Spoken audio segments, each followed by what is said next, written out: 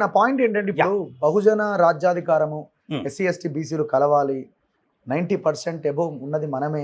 ఈ చర్చ ఒక వైపున తెర మీదకి వస్తున్నప్పుడు కొంత ఈ వాదం బలపడుతున్న క్రమంలో ఎస్సీలో ఒక 2 వర్గాలు మాలమాదిగలుగా ఒక డివిజన్ని తీసుకొచ్చింది. బీసీలకి ఎస్సీలకి మధ్య గ్రామాల్లో ఉన్న వాతావరణం కొంత అక్కడక్కడ పొసగని వాతావరణం.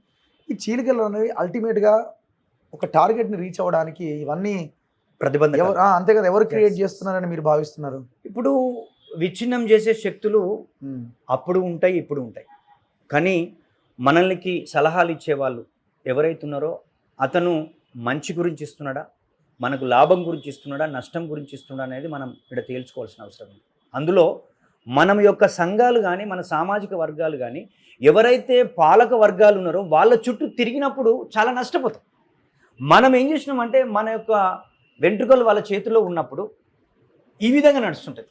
అందుకే నేను మీ వర్గీకరణ విషయంకు డైరెక్ట్ ఎప్పుడు వస్తున్నామంటే అప్పుడున్న చంద్రబాబు నాయుడు, అప్పుడున్నటువంటి మందకృష్ణ మాదిగ గారు అప్పుడు అదే యొక్క వర్గీకరణ అంశాన్ని పార్లమెంటులో చట్ట రూపంలో 341 క్లాస్ 4ను మార్చకుండా, ఈ నేషనల్ ఎస్సీ కమిషన్ అప్రూవల్ లేకుండా 2/3 మెజారిటీ సపోర్టుతో ఆ యొక్క బిల్లు రాకుండా ఇది ఎట్లా ఇంప్లిమెంట్ అవుతుంది అనుకున్నారు? ఒకసారి ఆలోచన చేయాలి కదా, మేధావులతో చర్చించాలి కదా.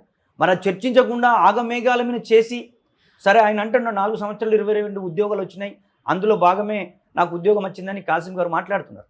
మేము అది కాదంటలేము. కానీ ఇది మళ్ళీ ఏదైతే ఇప్పుడు సుప్రీంకోర్టు ఇచ్చిందో ఆ సుప్రీంకోర్టు తీర్పు కూడా అది పర్ఫెక్ట్గా లేదు కదా. నరేంద్ర మోడీ గారు జింకానా గ్రౌండ్కు వచ్చి మందకృష్ణ మీటింగ్లో ఏదైతే మాట్లాడిపోయారో, జస్టిస్ చంద్రచూడ్ గారు 6 ఒకరు వ్యతిరేకించారు, 6 యొక్క తీర్పు అలానే ఉంది. క్రిమిలేయర్ గురించి మాట్లాడే చంద్రచూడ్ గారు వాళ్ళ డాడీ కూడా ఆ సుప్రీంకోర్టు న్యాయమూర్తిగా పనిచేసిండు. మరి ఆయన క్రిమిలేయర్ వర్తించదా? అంటే ఈ కొలీజియంలోకి మన ఈ ఎస్సీ వర్గాలు, ఎస్టీ వర్గాలు, బీసీ వర్గాలను పోకుండా ఆ సుప్రీంకోర్టు జడ్జీలు అనేవాళ్ళు కాదు. Parliament is supreme.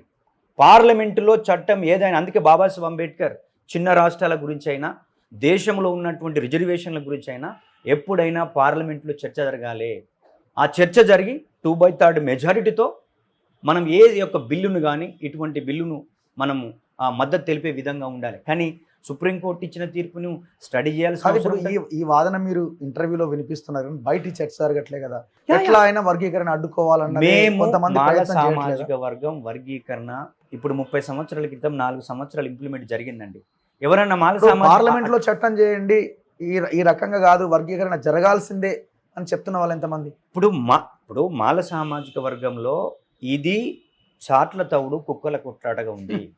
అది 30 ఏళ్ల క్రితం చేశారు, మళ్ళీ అది పునరావృతం అవుతుంది. అందుకే మందకృష్ణ గారు కానీ మాదిగ మేధావులు కానీ దీన్ని రాజ్యాంగమును అధ్యయనం చేయకుండా వాళ్ళు ఇచ్చిన తీర్పును స్టడీ చేయండి. అలా మన జడ్జీలు అందులో రాసిన విధానం చూస్తే మొత్తం భగవద్గీతకు సంబంధించిన అంశాలు కూడా అందులో ఇంప్లిమెంట్ చేశారు. అందులో ఒక దళితుడు ఆయనతోటి కూడా ఆయన అంటే 2nd 3rd జనరేషన్ ఆయనతోటి కూడా రకరకాలుగా ఆ తీర్పులో చదువుతూ ఉంటే అది చాలా డిఫరెంట్గా ఉంటుంది. అయితే మేమేమంటున్నామంటే మాల సామాజిక వర్గంగా ఏది జరిగినా ఇప్పుడు ఆ 4 సంవత్సరాలు ఇంప్లిమెంట్ చేసినప్పుడు మాలలు ఏం చేశారు? మల్లికార్జున్ ఖార్గే గారు అడ్డుకుంటున్నారు, కొప్పుల రాజు గారు అడ్డుకుంటున్నారు. ఇది ఎవరు అడ్డుకోరండి. ఇప్పుడు మొన్న బీజేపీకి 3వ జరిగినటువంటి ఎన్నికలలో ఉత్తరప్రదేశ్లో కానీ, మహారాష్ట్రలో కానీ, మిగతా తెలంగాణ అంటే మిగతా రాష్ట్రాల్లో కానీ బీజేపీకి ఓట్లు తగ్గినాయి. ఆ ఓట్లు తగ్గడానికి కారణం అంబేద్కర్ వాదులు. అందులో ముందు వరుసలో మా తెలంగాణ, ఆంధ్రప్రదేశ్లో మాలలు ఉన్నారు, మిగతా దగ్గర పర్యా ఉన్నారు, ఇంకో దగ్గర మన మన చమార్స్ ఉన్నారు. వీళ్ళందరూ ఉన్నారు. దీన్ని అడ్డుకోవడంలో భాగంగానే నరేంద్ర మోడీ గారు ఇక్కడికి వచ్చారు, ఆయన మాట్లాడలేరు. ఇప్పటికి కూడా మందకృష్ణ లాంటి వాళ్ళకి కానీ వాళ్ళతో కానీ మేము చెప్తున్నది ఏంటంటే ఏది జరిగినా ఒక శాస్త్రీయంగా డిస్కషన్ జరగాలి, ఎవరెంత బెనిఫిట్స్ పొందినట్టు తీసుకోవాలి.